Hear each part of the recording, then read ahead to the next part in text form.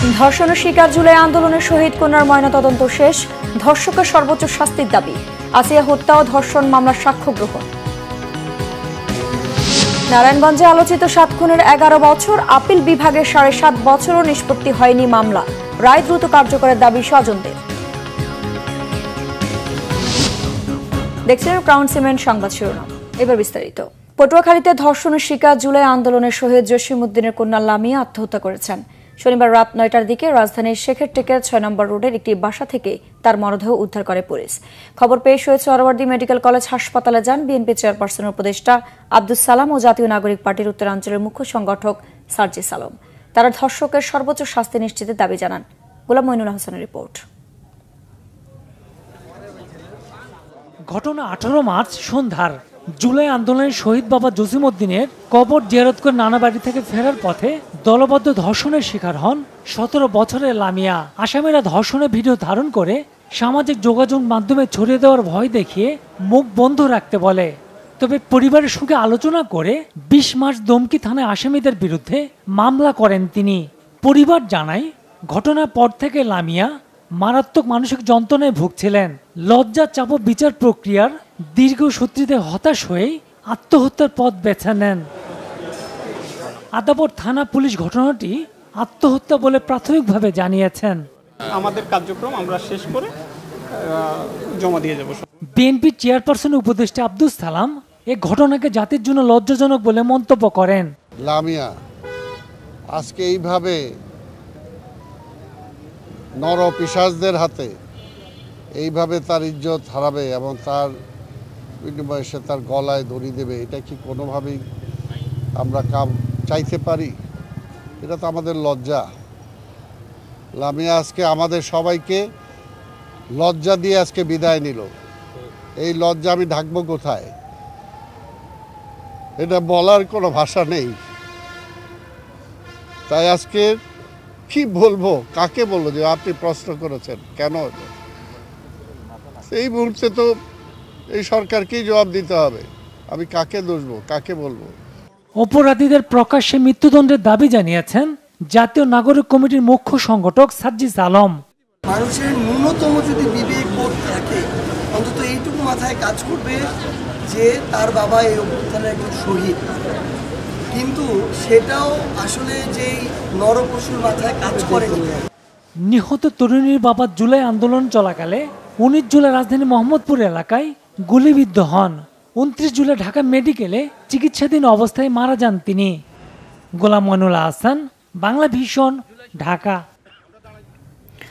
শহীদ জসিমউদ্দিনের কন্যা লামিয়ার ময়নাতদন্ত শেষ হয়েছে। এই খবর সংগ্রহে রাজধানীর সোহরাওয়ার্দী হাসপাতালে আছেন আমাদের বিশেষ প্রতিনিধি SM ফয়েজ।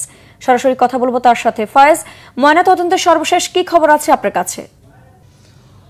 ময়নাতদন্ত কিছুক্ষণ আগে, লামিয়ার ময়নাতদন্ত কিছুক্ষণ আগে শেষ হয়েছে। তাকে তার মরদেহ আঞ্জুমান মফিদুল ইসলামের সেখানে নিয়ে গেছে। সেখানে আনুষ্ঠানিকতা শেষে তার গ্রামের যেই পটুয়াখালী, তাকে সেখানে নিয়ে যাওয়া হবে। সেখানে তার বাবার কবরের পাশে তাকে শায়িত করা হবে, এমনটা জানিয়েছেন পরিবারের সদস্যরা।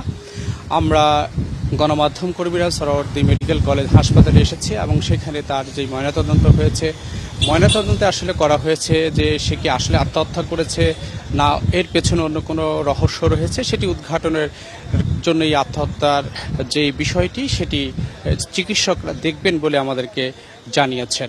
পরিবারের সদস্যরা বলছেন যে বাবার কবর জিয়ারত করে বাসায় ফেরার পথে গণধর্ষণের শিকার হন। তারপর তার যেই আসামিরা রয়েছেন তাদেরকে গ্রেপ্তার করা হয় এবং শাস্তি নিশ্চিত না হওয়ায় নানা যন্ত্রণা, মানসিক যন্ত্রণা এবং বাবা হত্যার যে বিচার, পারিবারিক সবকিছু মিলিয়েই কারণেই এই আত্মহত্যার পথ বেছে নিয়েছে বলে পরিবারের সদস্যরা জানিয়েছেন। তবে আমরা শহীদ পরিবারের অনেক সদস্যদেরকে এখানে আসতে দেখেছি। তারা যেমন তার দাবি জানিয়েছেন যে অন্তর্বর্তীকালীন সরকার শহীদ পরিবারের যেই আত্মনাদ, তাদের যেই আহতদের চিকিৎসা এবং যারা এই হত্যাকাণ্ডগুলোর সাথে জড়িত তাদের যে বিচারের যে প্রক্রিয়া সেটা দীর্ঘসূত্রিতা নিয়ে তারা খুব ঝেড়েছেন। তারা বলছেন যে লামিয়ার এই যে আত্মহত্যার যে প্ররোচনা, যারা এই ঘটনার সাথে জড়িত তাদেরকে অতি দ্রুত সময়ের মধ্যে আইনের আওতা নিয়ে আসতে হবে এবং তারা এটাও বলছেন যে 24 ঘন্টার মধ্যে। ধন্যবাদ ফয়েজ। এদিকে মাগুরায় আলোচিত শিশু আসিয়া ধর্ষণ ও হত্যা মামলায় 3 আসামির সাক্ষ্য গ্রহণ শেষ হয়েছে। সকালে জেলা নারী ও শিশু নির্যাতন দমন ট্রাইব্যুনালের বিচারক এম জাহিদ হাসানের আদালতে 3 আসামির সাক্ষ্য গ্রহণ নেওয়া হয়। এর আগে গত বুধবার 4 জনের বিরুদ্ধে অভিযোগ গঠন করা হয়। আদালত সূত্রে জানা গেছে, শিশুটির বোনের শ্বশুরের বিরুদ্ধে নারী ও শিশু নির্যাতন দমন আইনের 9-2 ধারায় অভিযোগ গঠন করা হয়েছে। অন্যদিকে বোনের স্বামী ও ভাসুরের বিরুদ্ধে দণ্ডবিধির 506 ধারা এবং শাশুড়ির বিরুদ্ধে 201 ধারায় অভিযোগ গঠন করা হয়। গেল 13 মার্চ ঢাকা সম্মিলিত সামরিক হাসপাতালে চিকিৎসাধীন অবস্থায় মৃত্যু হয় শিশুটির। যে ঐক্যের মাধ্যমে ফ্যাসিবাদের পতন ঘটেছে সে ঐক্য বজায় রাখতে হবে বলেছেন জাতীয় ঐকমত্য কমিশনের সহসভাপতি ডক্টর আলী রিয়াজ। গণসংহতি আন্দোলনের সঙ্গে বৈঠকে তিনি একথা বলেন। সকাল 10:30টার দিকে সংসদ ভবনের এলডি হলে এই বৈঠক শুরু হয়। বৈঠকের শুরুতে জাতীয় ঐকমত্য কমিশনের সহসভাপতি ডক্টর আলী রিয়াজ বলেন, পুঞ্জীভূত সংকট উত্তরণের সংস্কার কমিশন প্রতিবেদন দিয়েছে। জানান, পরবর্তী প্রজন্ম এবং নতুন বাংলাদেশের জন্য এই প্রচেষ্টা। এতে রাজনৈতিক দলগুলোর সহযোগিতা অব্যাহত থাকবে। দ্রুত সময়ের মধ্যে জুলাই সনদ তৈরি হবে বলে আশা তার। গণসংহতি আন্দোলনের প্রধান সমন্বয়ক জুনায়েদ সাকি বলেন, অংশীজনদের ঐকমত্যের বিষয়গুলোই জুলাই সনদ হিসেবে গৃহীত হবে। দ্বিমত থাকা বিষয়ে জনগণের কাছে যেতে হবে। ঐকমত্যের মধ্য দিয়ে গণতান্ত্রিক রূপান্তরের পথে হাঁটবে বাংলাদেশ, এমন মন্তব্য করেন জুনায়েদ সাকি। বিকেলে জাতীয় সমাজতান্ত্রিক দল জেএসডির সঙ্গে সংলাপে বসবে ঐকমত্য কমিশন। দর্শক, জাতীয় ঐকমত্য কমিশনের সাথে গণসংহতি আন্দোলনের বৈঠকের সংবাদ সংগ্রহ করছেন শেষ প্রতিনিধি মিরাজ হোসেন গাজী। তিনি আছেন জাতীয় সংসদ ভবনে। সরাসরি চলে যাচ্ছি তার কাছে। মিরাজ, বৈঠকের সর্বশেষ কি খবর আছে আপনার কাছে জানাবেন?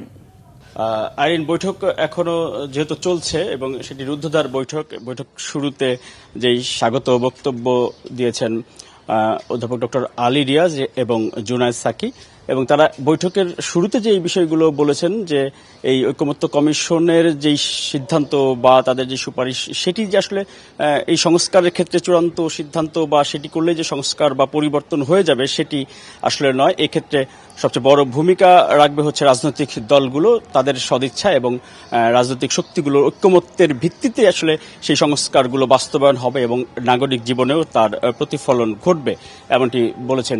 একই সময় সেই শুভেচ্ছা বক্তব্যে বা সেই বৈঠকের শুরুতে জুনায়েদ সাকি তিনি যেটি বলেছেন যে পরবর্তী নির্বাচনী কার্যক্রম বা অন্য কার্যক্রমগুলো শুরু করা হয় এবং যেই বিষয়গুলোতে একমত হতে পারে সেগুলো পরবর্তীতে যেই নির্বাচিত বা রাজনৈতিক সরকার আসবে সেই সরকার সেই বিষয়গুলো নিয়ে কাজ করবে বা জনগণ তখন সেই সিদ্ধান্তগুলো নেবে। মিরাজ, আপনাকে ধন্যবাদ। নারায়ণগঞ্জের আলোচিত 7 খুনের 11 বছর আজ। নিহতদের পরিবার জানান, হত্যাকাণ্ডে 33 মাস পর আদালতের রায় ঘোষণা করা হলেও আপিল বিভাগে 7.5 বছরও নিষ্পত্তি হয়নি এ মামলা। এতে ক্ষোভ, হতাশা, ভয় ও অনিশ্চয়তা বিরাজ করছে তাদের। দ্রুত এই মামলা নিষ্পত্তির দাবি জানান তারা।